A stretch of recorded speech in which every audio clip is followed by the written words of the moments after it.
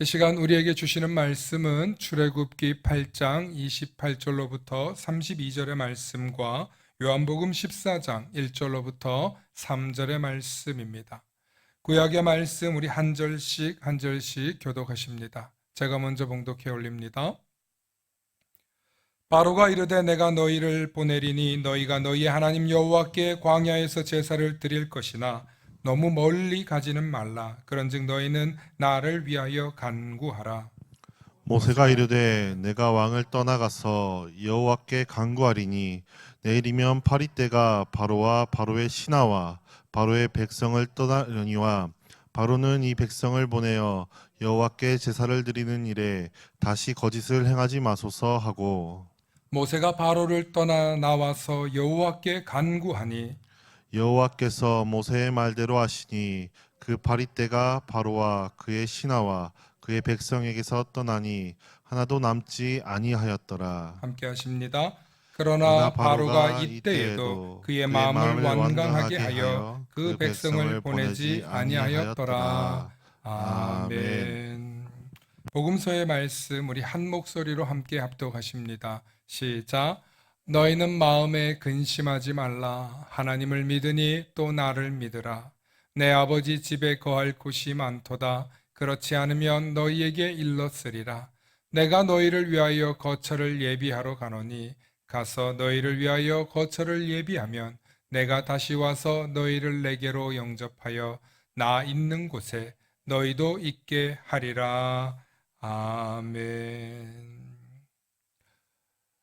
오늘은 예수 세상의 유일한 소망이신 이유라는 제목으로 말씀의 은혜 나누고자 합니다. 우리는 모두 다 복된 존재들입니다. 이 정체성을 잊지 마시고 오늘도 말씀을 통해 이 한 주간도 승리하실 수 있기를 축원합니다. 축복의 사람 곁에는 축복의 사람이 있고요. 감사하는 사람 곁에는 감사의 사람이 찾아옵니다. 날마다 축복의 사람, 감사의 사람 되시길 소망합니다. 아멘. 오늘은 대림절이죠. 이 땅에 예수 그리스도가 오심을 기다리고 대망하는 대림절, 혹은 어떤 교회는 강림절, 대강절 이렇게 부릅니다. 이 예수 그리스도가 이 땅에 오심으로 인해서 우리는 기뻐하고 감사할 수 있는데, 예수님을 알지 못하는 사람들조차도 이 12월이 되면 성탄절을 기다리고 해피 크리스마스 혹은 메리 크리스마스를 부르며 그날을 손꼽아 기다립니다. 도대체 아기 예수님이신 예수님이 이 땅에 오신 것이 무엇이라고 예수님을 믿지 않는 사람들조차도 그날을 기뻐하고 좋아하는 걸까요? 아마 많은 사람들이 성탄절 하면은 어릴 때부터 산타클로스가 와서 선물 주는 것으로부터 시작해서 얼마나 그날이 기쁘고 좋은 날인가 하는 것이 세뇌되어서 그런 건 아닐까요? 벌써 저희 집 아이는 편지 봉투를 써놓고 산타 할아버지에게 줘야 하는 편지를 벌써 문 밖에다가 붙여놓았습니다. 네. 그런데 기도할 때 뭐라고 하냐면 하나님께 꼭 전해주셔서 산타 할아버지가 전해줄 수 있도록 해달라고.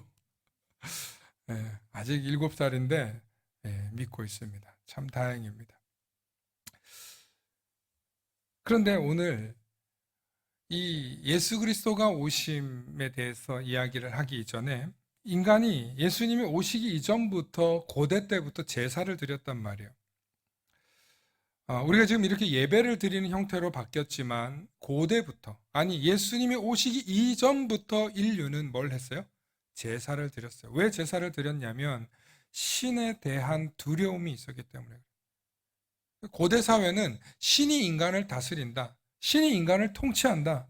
그러니까 신 앞에 우리가 노여움을 사서도 안 되고 신에게 우리가 잘 보여야 된다. 그래서 신의 대리자들인 사제나 제사장이나 이런 자들의 말을 들으며 그들에게 절대 복종했어요. 그렇게 하지 않으면 죽거나 그 모임에서 쫓겨날 수밖에 없었기 때문에 아주 강력한 힘을 갖고 있었습니다. 오늘 우리가 읽은 본문 출애굽기 8장의 이야기를 보면은 이 이야기는 이집트의 왕 파라오, 그러니까 애굽의 바로가 계속 재앙이 되니까 이 모세에게 부탁해서 너희 하나님 여호와께 제사를 드려서 우리의 재앙을 좀 떠나가게 해달라. 지금 이 파리떼 때문에 못 살겠다. 그러니까 너희가 가서 좀 제사를 드리는데 멀리 가지 말고 얘네들이 떠날까봐 지금 바로가 지금 마음이 불편한 거예요. 그래서 제사를 드려주면 무슨 일이 일어나는 거예요? 이 재앙이 물러갈 거라는 거예요. 그래서 이런 재앙들이 있었잖아요. 개구리 재앙, 이 재앙, 물이 피로 변하는 재앙, 또 우박이 떨어지는 재앙, 이런 온갖 재앙들을 겪으면서 이집트의 하나님이 누구신가? 정말 하나님이 누구신가? 여호와구나 라는 것을 알게 되는 거예요. 그리고 그 일로 인해서 계속 이 이스라엘 백성들은 놓아줘야 되는데 바로의 마음이 어떻게 돼요? 완강한 거예요. 완고한 거예요. 그런데 그것조차도 하나님이 하셨다는 거예요. 그래서 이 바로가 결국에는 장자가 죽으면서 자신의 첫 아들들이 죽으면서 그리고 첫 새끼들이 다 죽으면서 이 애굽에서부터 이스라엘 사람들을 놓아줘요. 놓아주는데 생각하니까 또 아까운 거야. 그래서 나중에 어떤 일이 일어나요? 홍해까지 쫓아갔다가 죽이려고 했다가 홍해가 갈라지는 놀라운 신의 심판의 경험을 하게 되는 거예요. 이 이야기가 창세기 다음에 출애굽기에 나오는 이야기예요. 저는 오늘 이 이야기를 하려고 하는 게 아니라 제사에 관한 이야기를 좀 하려고 해요. 인류는 왜 제사를 드렸는가? 그리고 인간은 왜 제사를 통해서 신의 마음에 들려고 하고 마음을 움직이려고 한 걸까? 그만큼 신에 대해서 몰랐기 때문에. 앞서 바로가 너희가 가서 하나님께 제사를 드려달라. 이 재앙을 좀 물러가게 해달라. 라고 요청한 거예요. 이게 뭐예요? 제사를 왜 드렸는지에 대한 의미가 거기에 담겨 있어요. 첫 번째로 보면 이 집단을 보호하고 지키기 위해서 제사를 드렸다는 거예요. 이 집단으로부터 보호를 받기 위해서 제사를 드렸다. 그래서 출애굽 당시 애굽의 제사는 일종의 그런 제사였어요. 우리를 지키고 보호해달라. 그런 제사. 두 번째, 신의 진노와 노여움을 다스린다는 명목으로 공동체가 하나 되게 하는, 공동체가 집중되게 하는 목적으로 제사를 드렸어요. 그 이야기는 바로 뭐냐면 광야에서 이스라엘 백성들이 모세를 중심으로 성막에서 하나님께 뭘 드려요? 번제도 드리고 화제도 드리고 여러 가지 제사를 배워요. 그렇지 않습니까? 그런데 이 제사를 통해서 레위기, 민수기 이런 고백에 보면은 어떤 이야기가 있습니까? 정결법에 대한 얘기가 나오고 거룩함에 대한 얘기가 나오고 그리고 어떻게 하면 이 부족이 지켜야 되는 율법이 결국에는 십계명이 내려지더라는 거예요. 즉 제사 공동체를 통해서 뭘 해요? 조직이 강화되는 거예요. 집단이 통솔권이 있어지는 거예요. 법 체계가 잡히는 거예요. 질서가 잡히는 거예요. 인간이 모여보니까 엄청 지저분하거든. 인간들이 모아놓고 보니까 엄청 이기적이거든. 죄가 가득하거든. 그래서 모아놓고 법 질서를 하나님이 알려주죠. 그런데 그것이 오로지 하나님 중심적인 제사였단 말이에요. 그런데 이 하나님 중심적인 제의를 가르쳐주고 율법을 가르쳐줬는데 나중에는 이 율법을 독점해요. 누가 독점해요? 유대인들이 독점하더라는 거예요. 그 이야기는 제가 이따가 할게요. 세 번째, 자신의 부족이나 집단, 집안의 성공과 승리와 번영을 계승하기 위해서 또 제사를 드렸어요. 그 대표적인 이야기가 누구냐면 바로 왕들이에요. 이집트에 가면 뭐 있어요? 스핑크스 있고 또 피라미드 있잖아요. 인도에 가면 또 큰 궁전 같은 무덤이 있어요. 그게 뭐예요? 타지마할이라는 거예요. 제가 인도 선교 갔다가 그거를 하루 여행 가서 볼 수 있었는데요. 그 장면을 보면 얼마나 크고 웅장한지요. 제가 그 자리에서 순간 졸도할 뻔했어요. 너무너무 커서. 근데 이게 궁전이 아니고 뭐예요? 자기 사랑하는 아내의 무덤이에요. 왕의 실력과 권세를 강화하고 강조하기 위해서 그러는 거예요. 얼마나 그 왕이 자기 아내를 사랑하면 그런 궁전을 지어줄, 그런 궁전 같은 무덤을 지어줄까? 여러분도 그런 사랑 받아봤으면 좋을까요? 여러분 결국에는 왕의 권력을 강화하고 강조하기 위함 때문에 우리나라에도 요즘 김포 장릉에 지금 말이 좀 많은데, 여러분 왕릉이 있어요. 왕릉들이 뭐예요? 왕의 무덤이에요. 이런 왕의 무덤, 피라미드, 뭐 또 타지마할 이런 것들이 다 뭐냐면 자신의 죽음뿐만 아니라 또 뭐가 있냐면 사후 세계에 대한 보장을 좀 받으려는 거예요. 그래서 그 무덤에 온갖 귀한 보물들 또 식량들 갖다 놔요. 또 심지어는 진시황 같은 경우는 자신의 병마들도 집어넣잖아요. 거기다가. 그 다음에 또 심지어 살아있는 사람까지 같이 묻어놓잖아요. 어차피 너는 노예였고 죽을 테니까 왕 옆에서 죽어. 또 이 지역이 어떤 지역이에요? 검단이. 이 동네 땅만 파면 유물 나온다 그래가지고 조심하는 동네인데 뭐가 있어요? 고인돌 있잖아요. 강화에 가다 큰 고인돌. 여러분 이 고인돌이요. 그 부족 족장이 큰 부족과 족장의 죽음을 거기다가 장례 치르는 거예요. 고인돌이. 그 얘기는 뭐예요? 곧 인간의 죽음과 사후세계 내세에 대해서 그들이 고대 때부터 크게 관심을 가졌고 그리고 힘과 권력을 가진 자들은 그것을 유지하고 계승하고 또 그 절대 권력을 드러내기 위해서 뭘 했다? 제사를 드렸다. 무덤을 만들었다. 라는 거예요. 여러분 우리가 대한민국 사람들을 하면은 대부분 다 효와 예의를 따져서 부모님 조상을 매신다 그러잖아요. 아니에요. 권력자들을 위해서 만들어진 거예요. 그게. 무슨 얘기냐면 과거에 왕도 있고 또 뭐 신하들도 있고 귀족도 있는데 맨 밑에 가면 누가 있어? 천민들이 있어요. 노비가 있어요. 노예들이 있어요. 이 사람들 제사 드렸을까요? 하루 벌어 먹고 살기도 바쁘고 주인 명령 따라서 살기도 바쁜데 무슨 제사를 드렸겠냐? 개인이 드릴 수 있는 게 아니에요. 제사는. 왕이나 귀족이나 이런 높은 위치에 있는 사람들이 드리는 거예요. 그리고 자신들의 권세를 자신의 실력을 행사하고 드러내기 위해서 하는 게 바로 제사예요.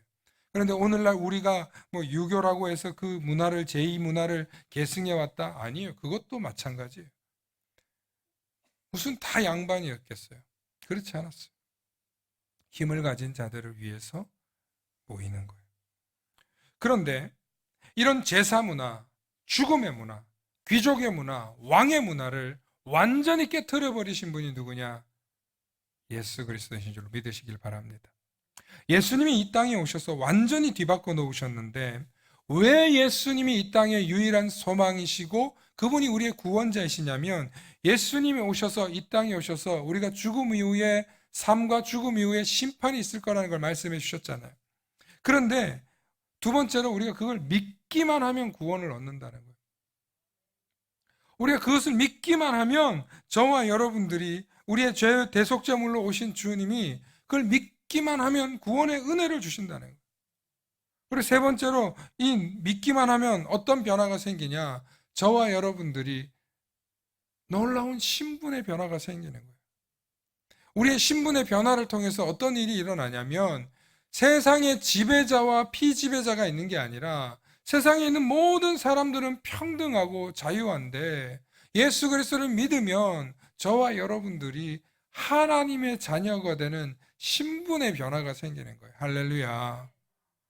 여러분 예수님이 오셔서 이 죽음의 문화, 지배자의 문화를 완전히 깨트려 버리신 거예요.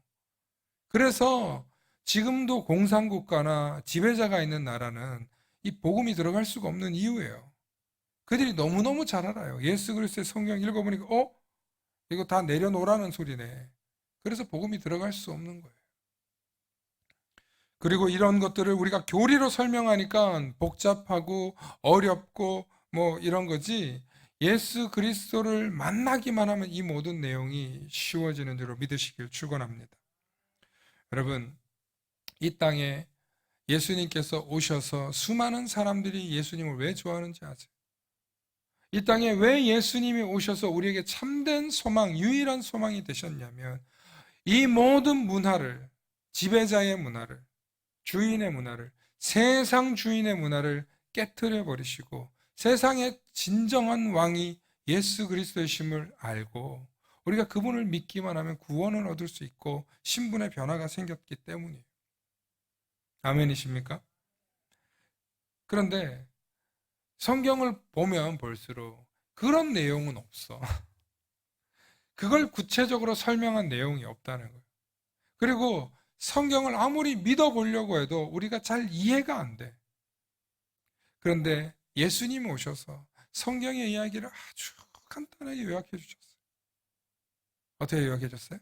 하나님을 사랑하고, 그리고 내 이웃을 내 몸과 같이 사랑하라. 그리고 너희가 서로 사랑하면 종이 아니고 누구다? 하나님의 자녀다. 나의 친구다. 예수님이 놀라운 말씀을 해주셨어요. 이게 요한복음에만 있는 이야기가 아니에요, 사실. 예수님이 이것을 위해서 우리에게 오셨고, 이것을 우리가 믿기만 하면 구원을 얻을 수 있고, 우리가 이것을 믿기만 하면 하나님의 자녀가 되는 권세를 주셨는데, 놀라운 건 이 사실을 믿어지지가 않는다는 거예요. 제가 목회를 하고 복음을 전하고 성경을 설명하려고 아무리 얘기해도 이 단순한 진리가 안 믿어지더라는 거예요. 왜 그렇습니까? 따라서 성경은 예수 그리스도의 사랑을 경험하지 않으면 믿어지지가 않는다. 예수 그리스도의 사랑을 경험해 봐야 주님 살아계시는군요. 하나님 살아계시는군요. 여러분, 살아계신 신을 믿지 어떻게 죽은 신을 믿을 수 있겠어요? 하나님이 살아있다라는 확신이 드러나는 순간, 그리고 그분이 나를 찾아오셨어. 나를 만나주셨어. 내가 너를 사랑한다. 내가 너와 함께. 그 사랑으로 만난 하나님을 경험하게 되면 어떻게 나 같은 죄인을 사랑하시냐? 어떻게 나 같은 죄인을 죄에서 해방시켜 주시기 위해서 자신의 아들을 보내주셨냐고 믿어진다니까요. 그 경험과 체험이, 그 사랑의 은혜가 저와 여러분들을 오늘 이 자리로 초대하신 줄로 믿습니다. 그러면 여러분, 이 자리가 아무나 올 수 있는 자리가 아니에요. 예수 그리스도를 아무나 믿을 수 있는 게 아니에요. 복음을 아무리 전해도 하나님이 믿음을 선물로 주지 않으면 그 사람이, 그 백성이 받을 수가 없어요. 이게 놀라운 구원의 신비예요. 그런데 그 예수 그리스도를 만나면, 그 사랑을 체험하면 죄에서 해방될 뿐만 아니라 어떤 구속으로부터 해방됨을 경험하면서 인간은 잠재되어 있는 지혜와 지식이 폭발하는 거예요. 창의력이 폭발하는 거예요. 왜? 내가 하나님의 자녀니까. 내 낮아진 자존감, 내 무너진 인생, 내 무너진 모든 것들이 하나님의 자녀가 됨으로 회복이 되는 거예요. 내가 얼마나 존귀한 하나님의 자녀구나. 그때부터 모든 죄와 병마로부터서도 자유로워지시는 줄로 믿습니다. 많은 사람들이 신앙을 일반화하려고 해요. 신앙을 자꾸 설명하려고 해요. 저도 설명하려고 하는 설명병이 있어요. 그런데 신앙은 설명으로 안 돼요. 경험해야 돼요. 예수 그리스도의 사랑의 은혜를 경험하셔야 되는 줄로 믿습니다. 이 경험을 받은 사람들은 이 땅에 아기 예수로 오신 예수님이 뭐가 되냐? 그리스도가 되는 거예요. 나의 구원자가 되는 거예요. 그래서 이 땅에 예수 그리스도가 오셔서 우리에게 주신 것을 받아서 누리게 되는 거예요. 예수님 뭘 주셨어요? 하나님이 창조한 인간은 누구나 다 자유하고 평등하다. 할렐루야. 저와 여러분들은 어느 누구도 차별이 없어요. 뭐 더 잘생겼고 뭐 좀 못생겼고 더 많이 가졌고 좀 덜 가졌고, 이거 하나님 눈엔 하나도 중요하잖아요. 하나님 우리의 어디를 보셔요? 중심을 보셔요. 우리의 마음을 보셔요. 우리의 영혼을 보셔요. 그래서 하나님이 우리가 얼마나 하나님을 사랑하고 사모하는지를, 그것을 하나님 높게 보시는 줄 믿으시길 축원합니다. 그런데 이 땅을 살아가고 있는 저와 여러분들은 왕의 종교, 지배자의 종교, 지배자들에 의해서 쇠뇌되어 있어요.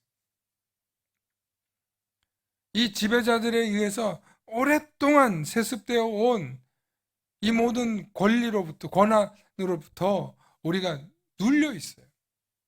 그러다 보니까 자꾸 주눅들어요. 세상의 권세로부터 우리가 맞서 싸울 생각을 못하고 그저 음매 기주고 이러고 살아가는 거예요. 여러분, 두려워하지 마시기 바랍니다. 담대하게 예수 그리스도를 믿는 믿음으로 승리하실 줄로 믿습니다. 두 번째로, 우리는 누구나 다 영생의 특권을 누릴 수 있는 은혜가 있어요. 할렐루야.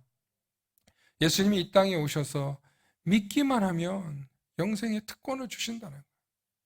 믿을 수만 있으면 다행이에요. 그래서 믿어지기만 하면 너무너무 놀라운 다행이에요. 믿어지기만 하면 우리는 뭘 얻는다? 영생의 특권을 얻게 되는 줄로 믿습니다. 우리 어린아이들이 부르는 찬양이 있어요. 돈으로도 못 가요, 하나님 나라. 예뻐도 못 가요, 하나님 나라. 또 뭐 있어요? 힘으로도 못 가요, 하나님 나라. 오직 뭘로만 가요? 믿음으로 가는 거예요. 이 찬양을 어릴 때는 너무 지겹고 재미없고 무슨 말도 안 되는 것 같은데 살아보니까 이 믿는 믿음이 너무너무 귀하다는 거예요. 이 믿는 믿음이 아무나 가질 수 없는 거라는 거예요. 이 믿는 믿음은 하나님이 주셔야만 누릴 수 있는 거예요. 이 믿는 믿음 때문에 우리가 소망을 갖고 살아갈 수 있더라는 거예요. 마지막으로 이 믿는 믿음 때문에 예수 그리스도의 복음을 통해 참 진리를 통해 인류가 참된 자유와 해방을 누리게 되는데 그 자유와 해방이 어디냐? 죄에서부터 해방인 줄로 믿으시길 바랍니다. 이 세상을 살아가고 있는 모든 사람들은 죄에 억눌려 있어요. 저와 여러분들도 죄에 억눌린 사람들과 사느라고 힘든 거예요. 우리 속에서 숨겨져 있는 쓴뿌리, 죄의 근성들이 우리를 쥐어 삼키려고 하기 때문에 힘든 거예요. 그런데 죄에서 해방되는 순간 우리 안에 뭐가 있어요? 자유함이 있어요. 기쁨이 있어요. 참된 해방이 있어요. 뭐든 못하겠어 하는 자신감이 저와 여러분들을 지배한다니까요. 이것이 복음의 능력이에요. 이것이 복음의 생명력이에요. 그런데 여러분, 놀랍게도 이슬람은 철저히 종교적인 계급이 있어요. 또 인도는 대부분이 믿는 힌두교인데 여러분 거기 카스트 제도가 있어요. 지금은 뭐 그 헌법으로는 자유가 있다고 하는데 오늘도 뭐 인도에서 오늘 제 예배를 보고 얘기를 해주시는데 여러분 인도에 살고 계시는 분이 보이지 않는 불평등이 얼마나 많은지 몰라요. 헌법으로는 자유가 명시되어 있는데 그들의 삶 속에는 카스트 제도가 여전히 있다는 거예요.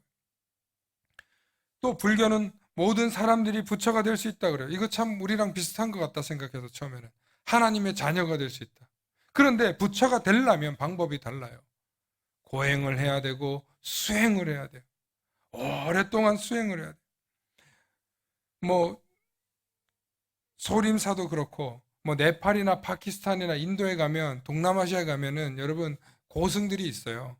그분들이 얼마나 수행하느라고 뼈짝 말라가면서 고생하고 애쓰는지 몰라요. 그런데 거기 끝나는 게 아니라 자신들이 더 나은 부처가 되기 위해서 윤회를 거듭해서 나타나는데 어떤 사람은 왕의 자녀로 태어나고 어떤 사람은 아주 가난하거나 뭐 불편한 뭐 사람으로 태어난단 말이에요. 그러면 그 이유가 있어요. 왜 그래요? 전생에 업보 때문에. 여러분 이것을 종교적 교리로 가지고 있는 게 불교예요. 다시 말하면 윤회를 거듭하면 거듭할수록 부처가 될 수 있는데 너희가 윤회를 통해서 태어난 지금의 상태가 너희 과거의 업보 때문에 그런 거니까 인정해라. 너희가 죄 때문에 그런 거다. 과거의 업보 때문에. 그러니 지금의 불평등한 상태를 교리적으로 인정해주고 있는 거예요. 여러분 우리 기독교 정신에서는 이걸 받아줄 수가 없는 거예요. 이해할 수가 없는 거예요. 하나님이 우리를 자유롭게 해주셨고 평등하게 해주셨는데 어떻게 태어나는 순간부터 과거의 연연에서 그 사람의 인생이 결정되냐 말이에요. 하나님은 이 땅에 태어난 모든 인간들을 차별 없이 만드셨고 비록 그의 생명이 그의 건강이 그의 외모가 다 다를지라도 그 생명에 의미가 있는 줄로 믿으시길 축원합니다.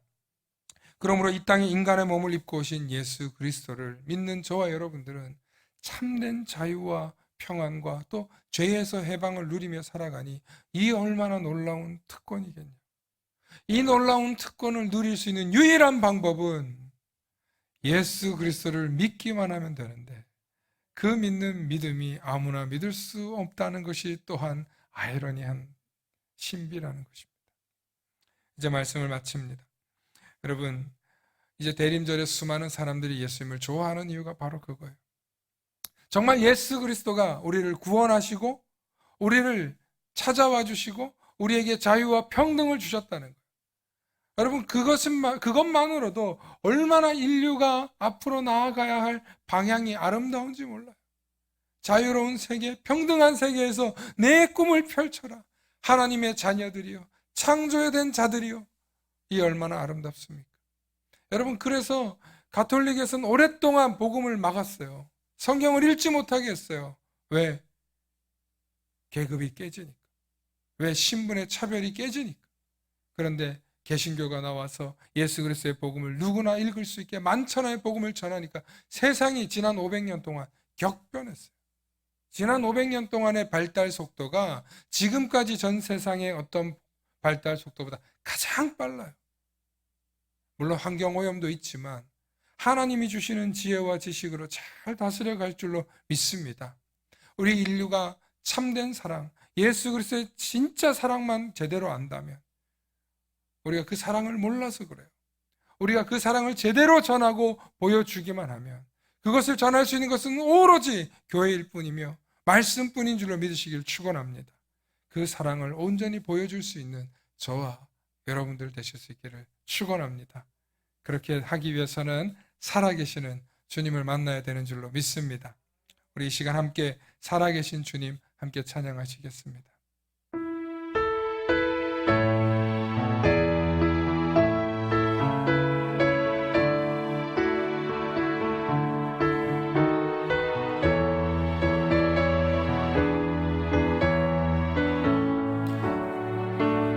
주 하나님 독생자 예수, 독생자 예수, 날 위하여 오시었네.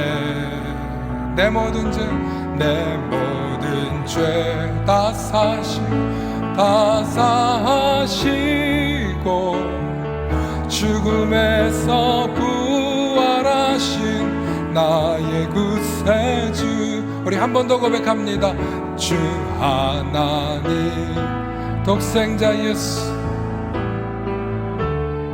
날 위하여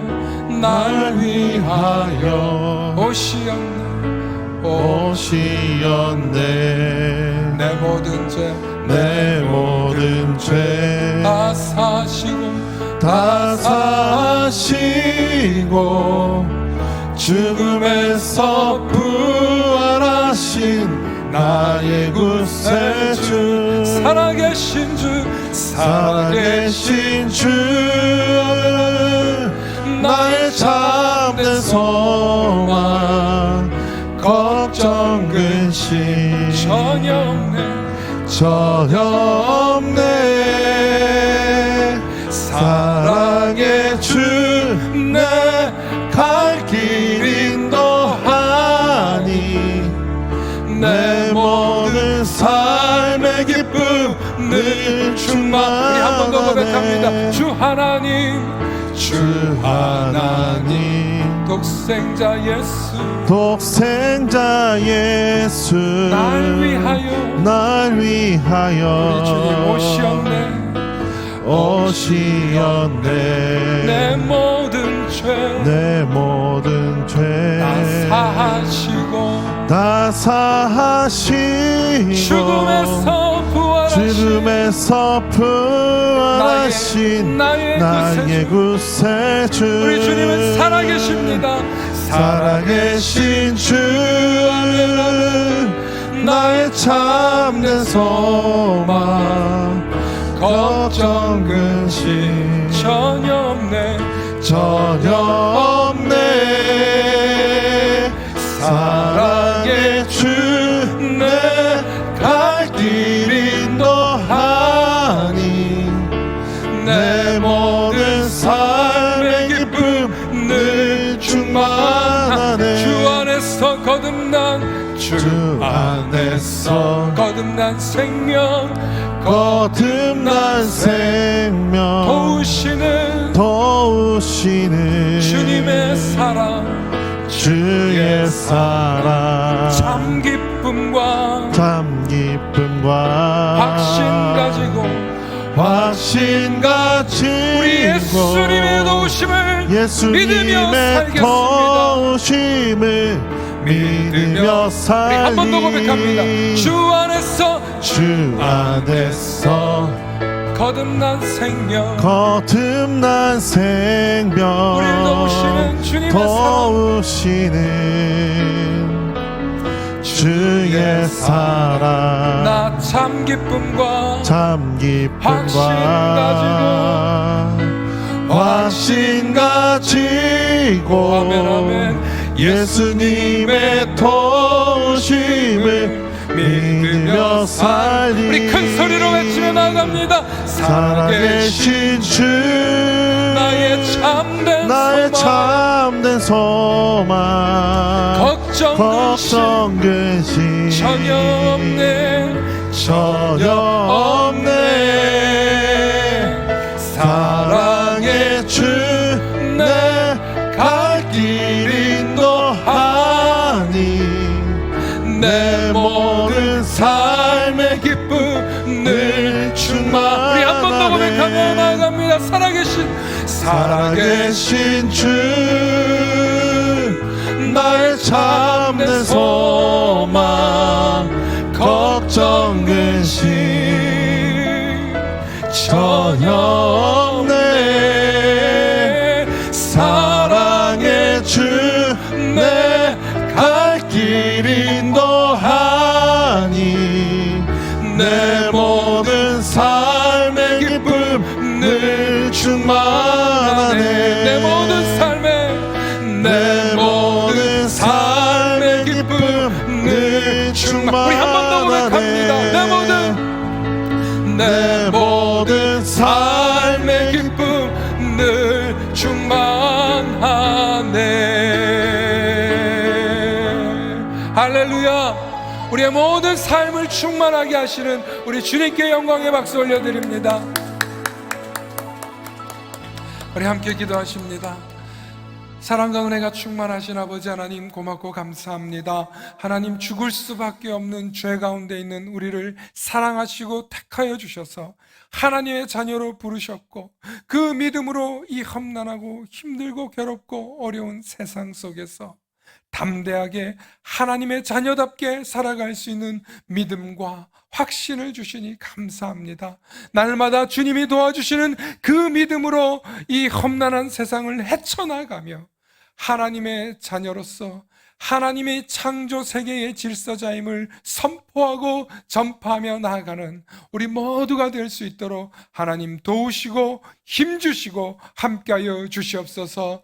코로나로 인하여 파괴된 이 창조 세계를 하나님 기억하여 주시고, 의인의 기도를 들으시는 아버지 하나님, 세상은 교회의 기도를 알지 못해서 비난하고 욕하지만 하나님, 우리는 이 어려움 속에서 주 하나님을 바라봐야 하며 창조의 질서를 하나님께 있음을 고백하며 하나님께로 돌아가자고 간구하고, 하나님 손에 이 모든 위기가 해결됨이 달려 있음을 고백하오니 오늘 우리의 예배를 받아주시고 속히 이 어려움으로부터 벗어나는 은혜를 부어 주시옵소서. 또한 예배를 드리는 모든 가정마다, 또 각 가정에서 온라인으로 드리는 모든 가정들마다 하나님 지키시고 보호하시고 함께 하셔서 동일한 은혜를 부어 주시옵소서. 이제는 성부, 성자, 성령 삼위일체 하나님의 무한하신 사랑과 역사와 축복 속에 우리를 모든 죄와 사망의 권세로부터 건져주시고, 세상의 모든 권세자들과 악한 자들로부터, 신분의 불평등, 차별로부터 해방시켜 주신, 우리를 참된 하나님의 자녀라고 불러주신 그 예수 그리스도의 무한한 사랑으로 우리도 그 사랑을 닮아 하나님의 자녀답게 살아가길 바라고 결단하는 우리 만나교회와 이게 속한 모든 성도들과 이들의 가정, 사업, 일터 모든 것 위에 이제로부터 영원토록 함께 없시기를 간절히 축원하옵나이다. 아멘.